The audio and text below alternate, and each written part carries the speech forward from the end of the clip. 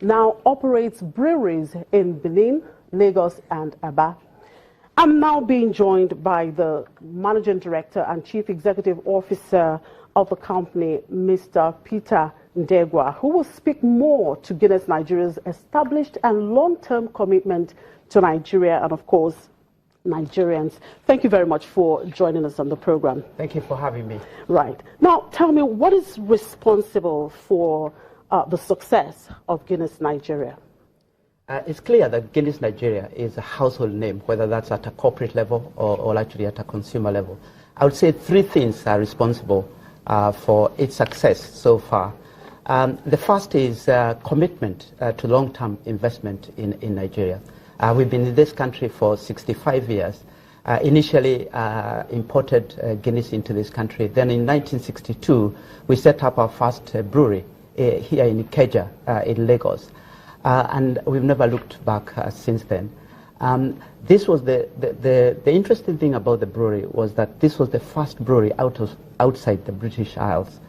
So Guinness and Ireland have had a big heritage. And that's why Guinness Nigeria has been very successful. The second reason is our brands.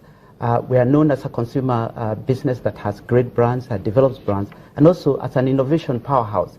We've been known for innovations such as Origin, which took the market by storm. And I think the third one is our people. We employ great people and give them a chance to succeed. Now, talk to me about some of the challenges you've encountered, investing in Nigeria, and of course the opportunities you foresee. Clearly, Nigeria as an economy has been going through some challenges, and we are no exception. We've been affected by some of those challenges. But I would highlight just about two main challenges that we are facing. From a consumer perspective, we've started to see consumers downtrade from higher priced brands to lower priced brands as their incomes come under pressure. And we've had to respond to that, whether that is through innovation in terms of better offerings and more affordable offerings. And then the second one, which is a very significant one, is on costs. The currency has had a big problem in the past 18 months. And that has meant that we have had to think about ways of addressing that. We've increased our exports and also are starting to source locally in order for us to substitute previously imported raw materials. But as we've operated in this country for a long time, we believe these are short-term challenges that will be overcome, and we should be able to see our way through. Right. Now, you've invested, injected some significant fresh investments into the country. I know you have your breweries, Lagos, Aba, and now recently you launched another one in Benin City. What gives your company this level of confidence to actually seeing the state of the economy, to actually keep investing in the country? Yes, we have been invested in Benin, in Edo State, for more than 20 years. The latest investment that we put in there is to produce spirits. In this country, we've been known as a premium beer through Guinness, premium malt through Malta Guinness, and also innovations such as Origin and Origin Zero. But now we are expanding into spirits. So the new brewery is to enable us to be able to offer spirits that are produced here in Nigeria, a lot of which were imported previously. So the three launches that we have made since we installed the £12 million investment in the spirits facility in Benin is to produce local variants of international #1 brands. The first one is McDowell, which is the biggest Scotch whiskey, the biggest whiskey from India, and that now is being produced at our plant in Benin. The second one is Smirnoff X1 and Smirnoff X1 chocolate, which is a variant of an international brand that's now being produced here using local raw materials. And then the third one is a blend of moringa and citrus to produce Gordon's Moringa, which now will be consumed. So consumers should look out for this brand. That's still coming? No, they have actually been produced and are selling into the market, but they're just about a month in. So we expect consumers to be seeing them on the shelves.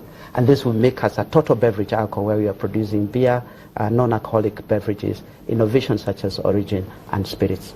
Now, as an industry leader, what role do you think the private sector should actually play in contributing to, the communities where they exist? Yes, so the private sector, we believe, and that's one of the reasons why we've been established in this market for such a long time, should play a big role in complementing government and other stakeholders in order for us to create shared value across society, both for our employees, our suppliers, but also our communities in which we operate with. And the three things that I'll mention are, the first is on local raw materials. The government has talked about diversifying the economy away from oil. We have actually increased our local content from 40% 2 years ago to 70%. This includes primarily raw materials such as sorghum, which we source from suppliers, but also packaging materials, which we started sourcing locally. We are starting to work with regional governments, state governments, to start to grow materials such as sorghum, and also subsequently cassava, that will allow us to participate in this.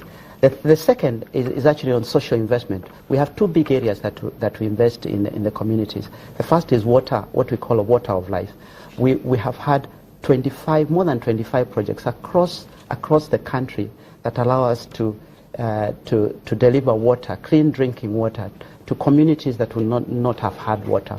And we have impacted 1 million people in the past 10 years. And then the third one is on our responsible drinking campaign. We are an alcohol business.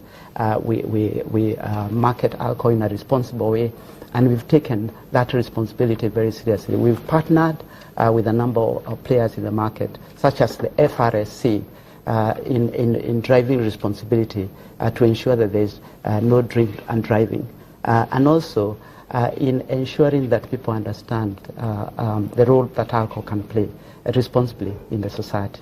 Thank you very much for coming on the program. Thank you. We hope you keep the flag flying. Thank you very much. Thank you. Right. Thank you. Thank you very much. That was Peter Ndegwa, the Managing Director and Chief Executive Officer of Guinness